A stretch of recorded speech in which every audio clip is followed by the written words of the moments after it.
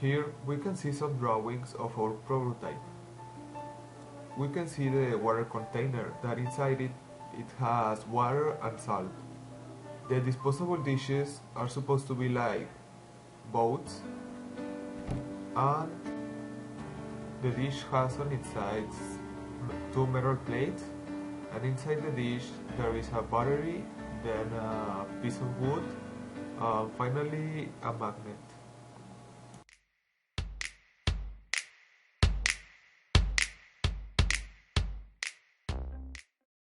The materials we're gonna use are a disposable bowl, a 9-volt battery, 2 metal plates, 2 short cables with alligator clips on the ends, magnet, a piece of wood, scissors, tape, a water container, and salt.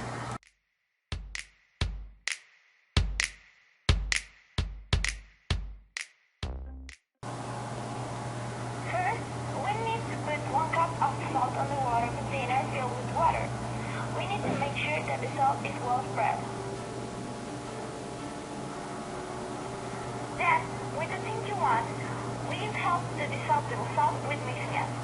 Like we can see here, we need to mix it very well in order to the salt dissolve faster. Then we need to add the magnet inside the plate. Then over it we need to place a piece of wood.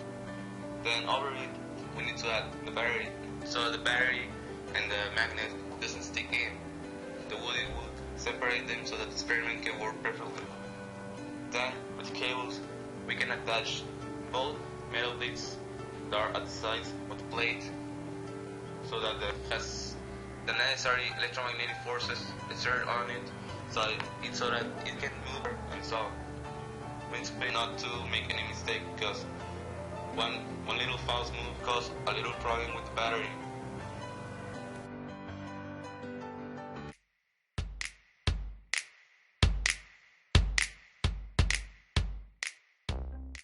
This is the result of our experiment. It wasn't actually what we expected, but we still need to make some adjustments so that we can get action. So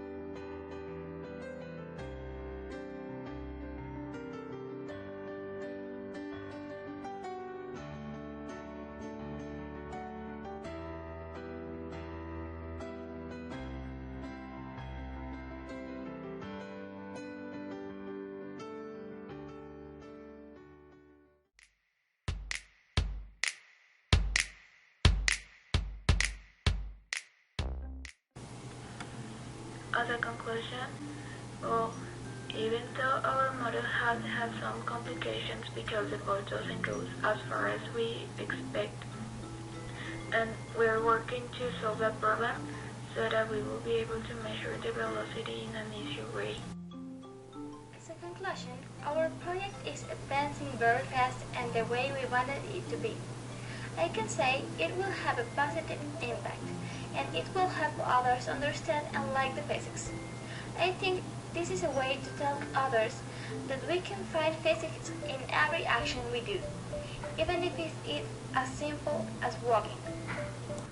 This model will help understand how those different factors can affect the results, so I can gather knowledge to be able to comprehend well the topic of electromagnetic force and all the concepts related with the topic.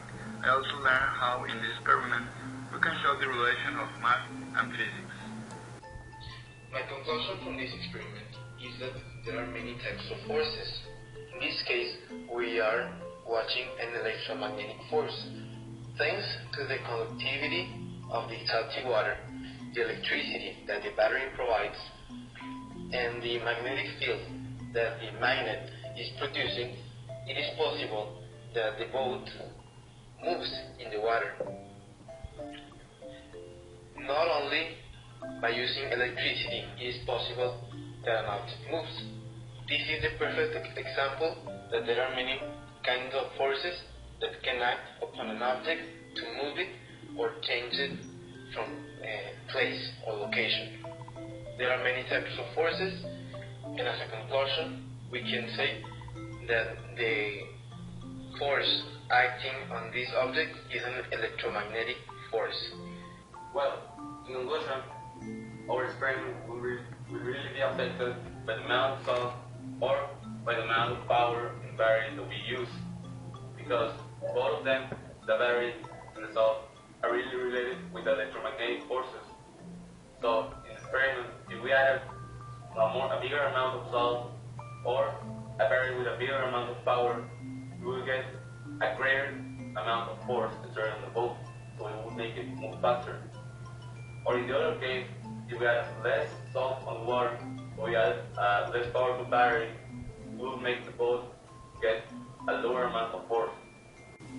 As a conclusion, I can say that when we finish to make the adjustments to the model, it will help us to understand how all the forces are very related and how they act together in order to make something happen. Like in this case, the force of the battery and the force of the magnet are acting together in order to make the boat